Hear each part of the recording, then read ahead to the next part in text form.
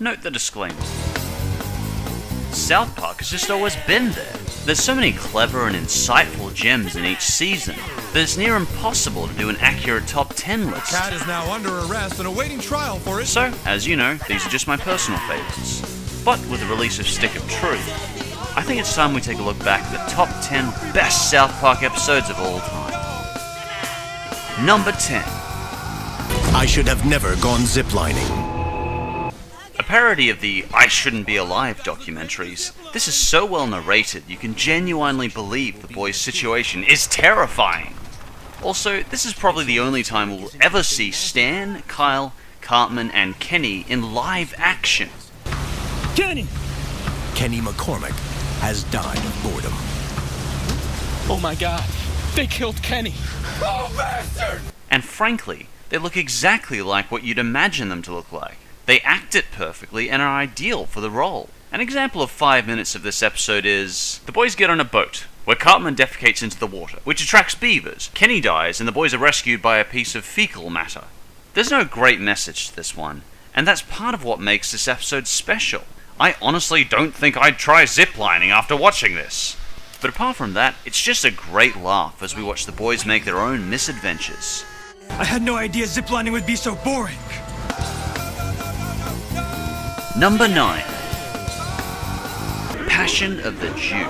This episode isn't just a climactic conclusion between Cartman and Kyle and his Jewish heritage. It's an episode that takes a surprisingly deep look at the different responses people have to media and... entertainment. And Stan and Kenny going on a personal quest across the country to get their money back from Mel Gibson, as you do when you see a bad movie. Every character is just at their best in this episode in their responses to seeing the film. Cartman is being bigoted, Stan and Kenny think it stunk. Dude, that movie sucked. And Kyle is being guilty. An unforgettable episode and a classic well worth a watch. We live in a rational community, and everyone knows this is just a movie. There's no cause for alarm.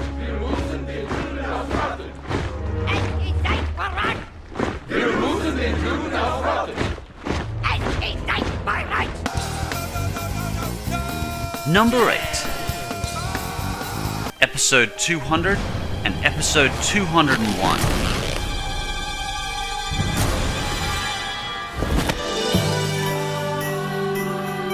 I was hesitant to include this one due to the controversial nature of the material, but these two episodes almost demand to be included as classics. This episode is just a huge culmination of ideas and subplots from 200 episodes, all culminated into 2 massive episodes. All the celebrities join forces to sue the town of South Park. They then demand that South Park bring them the Muslim prophet... Hey, who threw that? Stan contacts the super best friends to request, hey, be shown to the celebrities in South Park. Fearful of repercussions by the Muslim community, they have to figure out a way to show that particular religious prophet to the celebrities without actually revealing him. These 2 episodes are among some of the most nail-biting, suspense-filled episodes of South Park I've ever seen. It shows the dedication of Matt Stone and Trey Parker in this series, and just how much they are prepared to risk to spread the truth as they see it, unfiltered and uncensored. But sadly, it's also a tragic episode, because we see their hard work censored.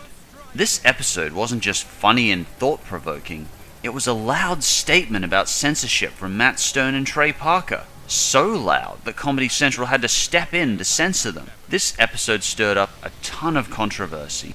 It's a very real cautionary tale, and 2 South Park episodes that should not be missed.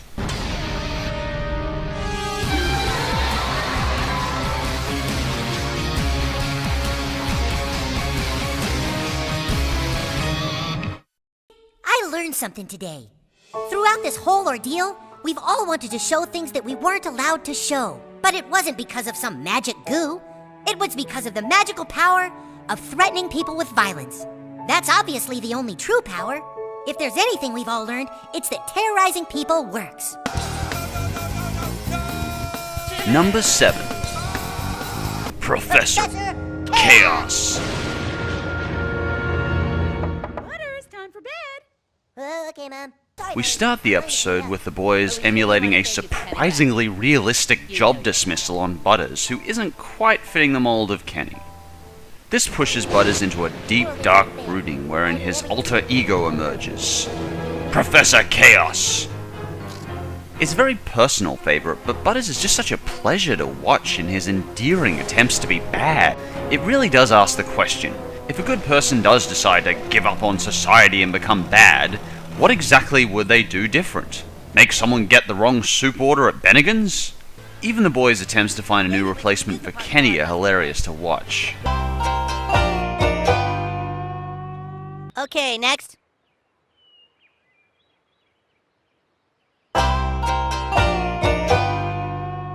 This looks pretty good. Yeah, it's not bad. It's a very innocent episode, really. There's no big political point or stand they're making. It's a simple, fun laugh, and well worth a watch. It's the liberal media. They're keeping the stories of my deeds covered up so as not to cause a panic. Well then, I guess it's time to step it up a notch. Number 6. South Park's personal commentary on internet memes. This one is purely on the list because I laughed more at it than any other episode. Johnson! Johnson! Internet memes is something I probably was a little too old to ever get on board with, and just the idea of planking on roofs and railroad tracks for fun is so bizarre to me. The silliness of the community arresting and then attempting to communicate with a cat are so ridiculous to watch. Long day. Long Johnson. I'm not sure, but I think it said war between our species is inevitable. They then bring it into a Republican debate, wherein the cat fits in quite well. From start to finish, you honestly have no idea where this episode is going to go. It's completely unpredictable, and more like a stream of hilarious skits than it is an episode. This episode was fairly late, and shows that the South Park creators are only getting even better 16 years later. And in this long-running a season, that is very rare. All over the country, people are... Oh!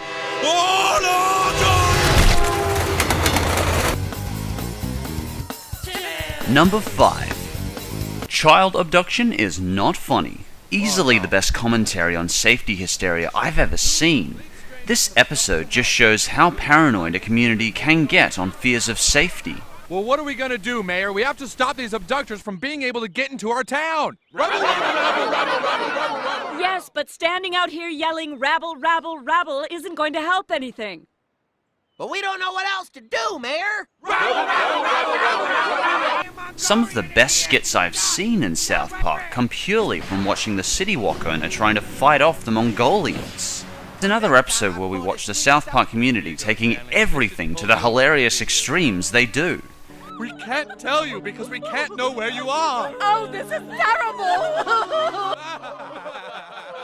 We really see the best of everyone in this episode, from Randy to City Walk to Stan to the Mongolians. Oh god, our pants are so stupid, dude. It's an episode with a message that most of us have heard before, but with a light-hearted feel to it.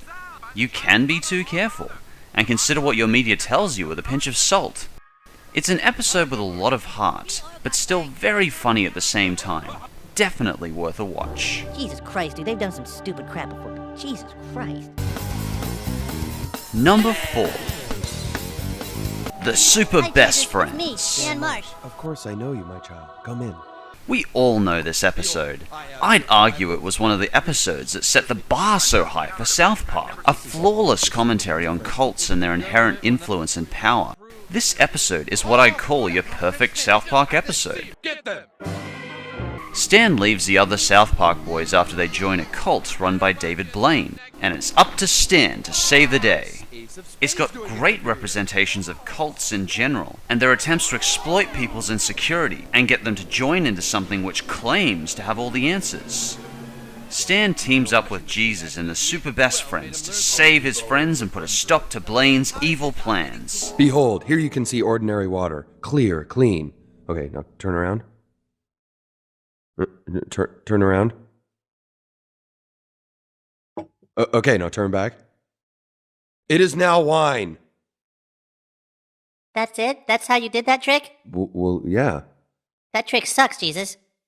Oh, I guess it worked a little better on people 2,000 years ago. I love how the super best friends are represented. They're represented just as normal people working together to put a stop to evil cults. Each of the super best friends is a fantastic and interesting character. It's an amazing novelty to see each of the religious prophets given such distinct, believable personalities. If I ever made a religion, I'd have the religious prophets all team together like this. It'd be a religion based on love, friendship, and trust. Everything is as it should be. Oh, shut up, Buddha. It's really a classic superhero story. We know who the bad guys are, we know who the good guys are. We even know the message. But it's just done so flawlessly and beautifully, it's just a pleasure to watch. It's an episode I could watch 100 times and still laugh at. Okay, now turn back. Now, how the hell did he do that? Number 3. The biggest douche in the universe. Season 6 of South Park hit a real high and had a lot of hot topics. We had things like Ladder to Heaven and child abduction, but I think the biggest douche in the universe easily topped them all. John Edward is just a subject made for South Park. It's hard to think of another episode which debunks a character's BS so well. Very carefully. This is a trick that I am doing, okay? Watch. All I'm gonna do is say a name that I'm gonna pick at random, okay? They want me to acknowledge Pete or Peter. Yes, my Peter! No, stop clapping! We also get a slew of different characters and settings, including Scotland, as Chef takes the boys to meet his parents, and try to exorcise Kenny's soul from Cartman after he drank his ashes. There's also a side plot about Carl staying in Jewish school because John Edward convinced his grandmother was watching him, and Stan has to personally go meet John Edward to debunk him and then learn cold reading to challenge him. It's just a ton we're given in such a small time in this episode, but it all flows so well. Okay, let's back up. Not literally! This is easily among the most flawless South Park episodes.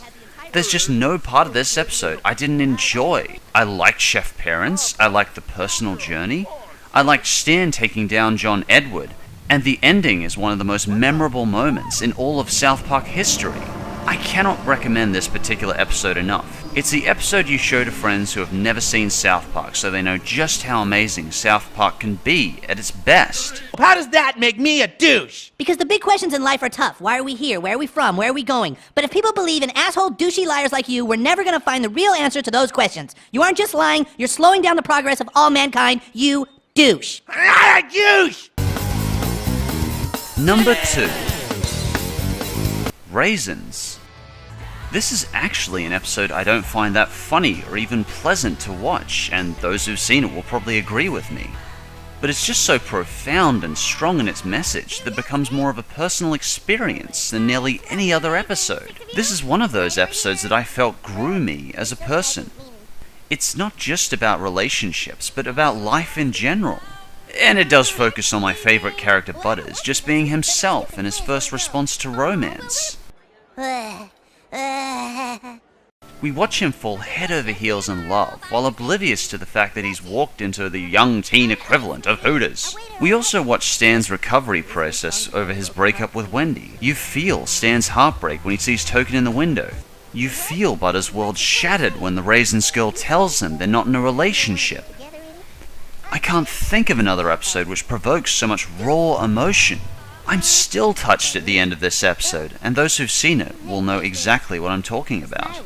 Butters may only be about 8, but I find myself trying to aspire to be like him, even as an adult. Butters is the only character who is just always himself. He's uncompromising and never changes who he is for anyone, and no one can change that. This episode isn't just about being funny or even being clever. It's not even about something life-affirming. It's about teaching one of the most important lessons we ever learn. It's about how each person responds to heartbreak, and how we recover from it. Whether it be closing yourself off from emotions, trying to mend the relationship, or Butters' philosophy. I cannot think of an episode that was just so much of a personal experience.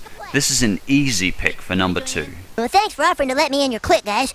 But to be honest, I'd rather be a crying little pussy than a faggy goth kid. We'll see you, Stan. Before number 1, I want to give a couple of quick shout-outs. Mysterion and Kun. I'm a bit of a Dark Knight fan, and watching Mysterion and the other boys and their secret alter egos is just an exciting watch. We already know this is a classic though, we all do, so I left it out in favor of lesser known episodes. Night of the Living Homeless. No! I don't have any change! I don't have any change! Scott Tenorman Must Die. I've got to be honest, I didn't like this episode. At all. Despite this episode often being considered the best in many top 10 lists, I did not find it at all that funny. I guess you could call it black humor, so maybe I'm just a bit too butters for this episode. It just feels very vengeful and mean-spirited, and not in the clever and justified way South Park normally is. But that's just my own opinion. And now for number 1.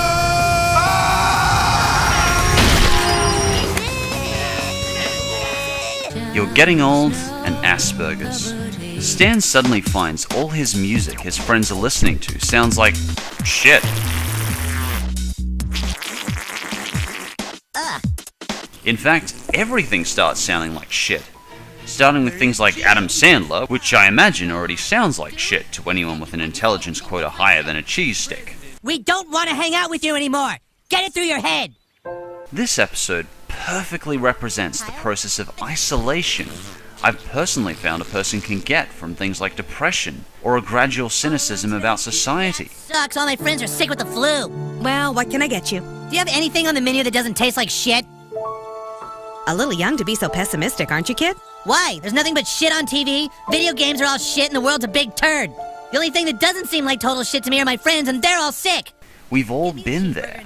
I personally think one of the greatest challenges for the thinking person in society is falling into pessimism and despair. And Stan experiences that firsthand. You feel this process with him as he goes through it. And the final portion is the only time I've ever cried at anything in South Park. And from the feedback I've heard, I'm not alone on that one. This was the most emotional South Park has ever gotten. The feelings of social isolation are just so perfectly represented. God, shut up! Everyone just shut the up! Aspergers is a beautiful follow-up to this, with a little more humor spliced in.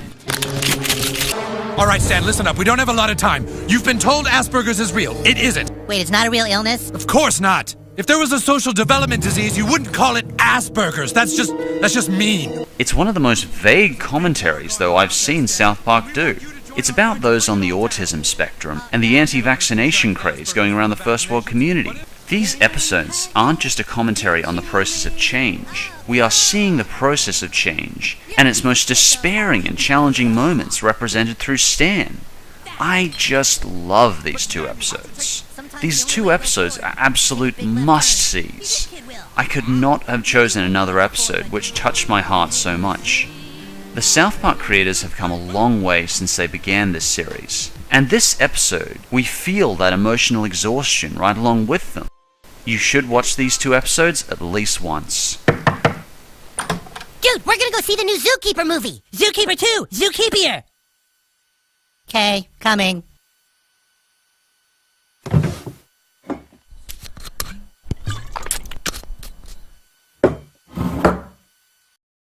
From what I've heard, Matt Stone and Trey Parker would like to retire the series, but I'm personally looking forward to seeing South Park's funny and thought-provoking episodes for many years to come. I hope it keeps growing up right along with us. Got a personal favorite? Did I miss a particularly good episode? Feel free to mention it in the comments. Thanks for watching.